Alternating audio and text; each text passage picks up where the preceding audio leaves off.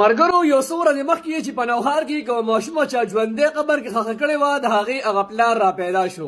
کوم پلار چې دا ښخه کړې وه هغه دا دی. تاسو یې پر سکرین ما سره کتلی شئ. دی اوس ډېر چې کوم دی د مګرمچ چې کوم دی هغه اوښکې رامهیي او خلکو ته وایي چې دا مانه غلطي شوې دی، زه پرې ډېر زیات خفه یم، ما نه ډېر زیات ما معاف کړې.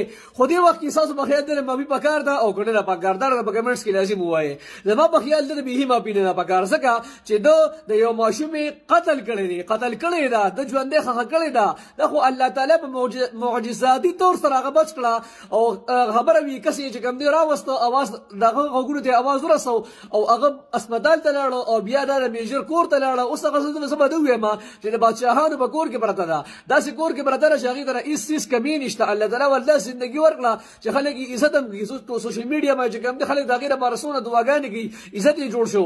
خو دې ظالم چې کوم دی ځان قاتل که په دنیا باندې ته خپل کوشش ته قتل وکړو چې دا ما قتل کړه، دی خو د کور ته واپس راغی، د خو دا پرېښودله، د قتل کړی دی، د قتل سزا میلاوېدل پکار دي او ګنې پکار دا به خامخا چې کوم دی د حکومت ذمهواري ده.